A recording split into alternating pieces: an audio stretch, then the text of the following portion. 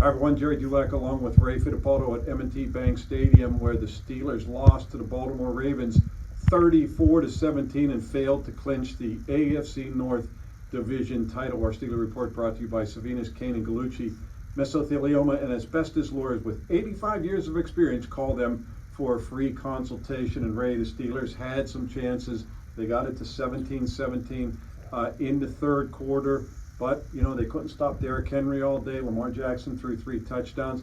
The defense kind of let them down. Again, 2 costly turnovers by Russell Wilson. A fumble at the 3-yard line after a 20-yard scramble. Yep. Looked like they were going to go in and take the lead. And then the pick 6 at the beginning of the fourth quarter, that strange 5-play sequence. And right after that, that made it 31-17. That pretty much did it. Yeah, Jerry, even though you account for the 2 turnovers from Russell Wilson, I thought other than that, the offense actually played okay. The defense now, in the last 4 games, are giving up 28 points per game, 375 yards in those 4 games. I know the injuries are a part of it, but there's other issues with that defense as well. And I think that's the biggest issue facing the Steelers as they get ready to play the Chiefs on short rest. Yeah, Ray, they played without most of the game, 75% of their secondary. Of course, DeShon Elliott and Donte Jackson did not play. They were ruled out. Well, Donte Jackson, they decided earlier that he wasn't going to play. And then Joey Porter got hurt in the game. We saw him come back for a little bit. He has some type of either knee or calf injury. We don't know the extent of it. Came back in for a play or 2 and then left immediately.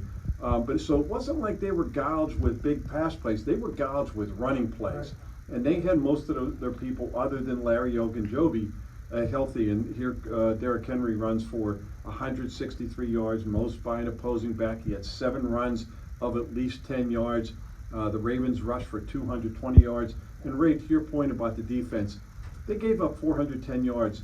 That's the first time since week 3 of the 2019 season that they've allowed teams back-to-back to have over 400 yards offense. We just don't see that from this defense a lot. No, the 220 yards they gave up on the ground, that was 63 more than they've given up all season. The Giants previously had 157. I think that was even before the bye week. So, Larry Ogunjobi is hurt. You mentioned that.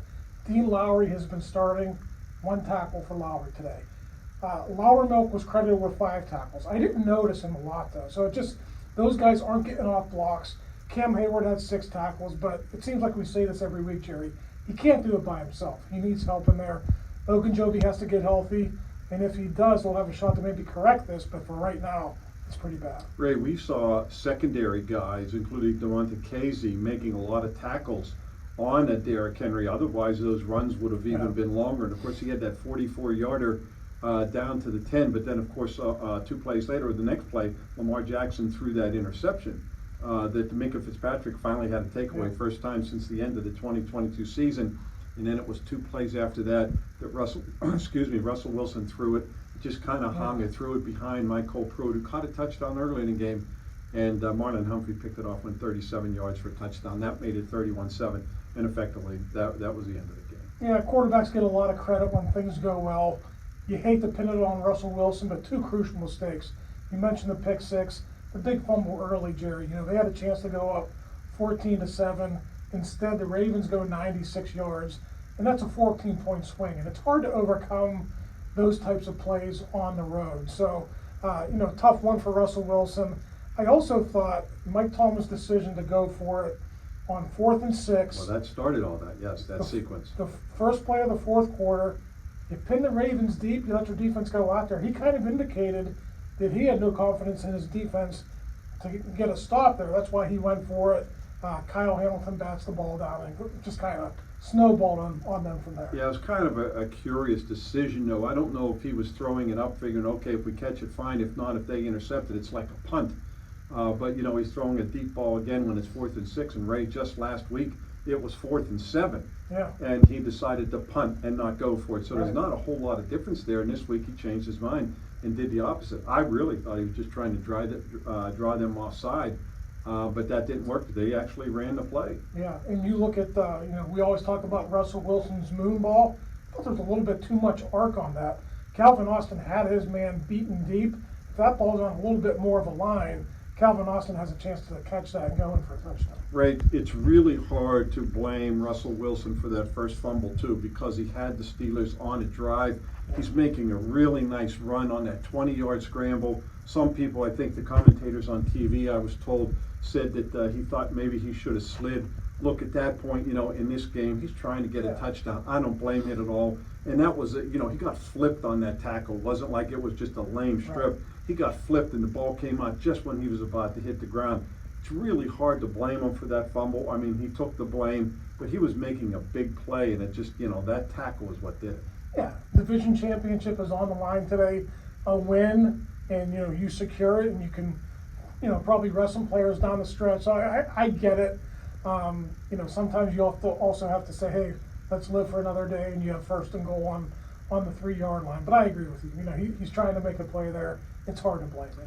Of course, we know, Ray, the Steelers are in the playoffs, could have clinched today, and they still control what can happen to them, but they have to beat the Chiefs, and they have to beat the Cincinnati Bengals. They win those 2 games, it doesn't matter what the Ravens do. Now, they can lose to the Chiefs and still get in by beating the Bengals, but then the Ravens have to lose to the Browns, and they just don't want to get into that situation, getting to Week 18 and seeing what kind of outside help they might need. But they have 2 games at home, but it is the Chiefs, and we know the Bengals can score a lot of points. Steelers never make it easy, do they? No, they don't. A couple weeks ago, everything's in front of them, and now they've lost 2 in a row here.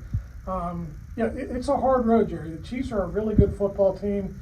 They beat the Texans earlier today. That's going to be a tough one. Patrick Mahomes isn't as hobbled as people maybe thought he was going to be. So if they can win that game, everything is back in front of them. But that's going to be a tall task on Christmas Day. Ray, when you're looking for some positives out of this game, Calvin Austin was one. 2 big plays, both on the same drive. In fact, he jump-started that scoring drive with that deep 44-yard catch along the sideline. Then he made a nice catch across the middle on 3rd down, a 16-yard gain.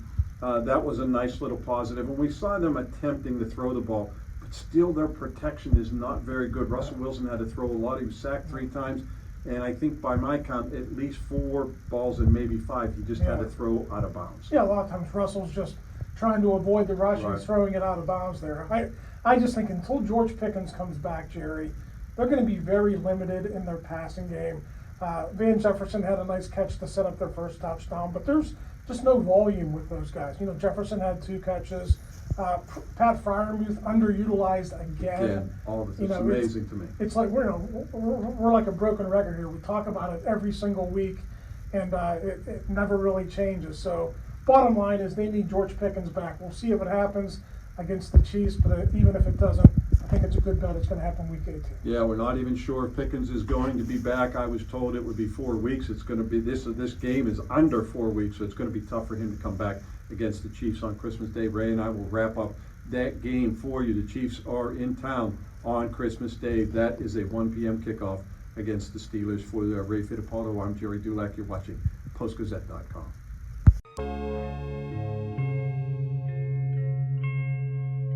Thank you for checking out this content from Post-Gazette Sports. If you watch this video on YouTube, please like the video and subscribe to our channel. For all of the sports coverage the Post-Gazette has to offer, visit post-gazette.com.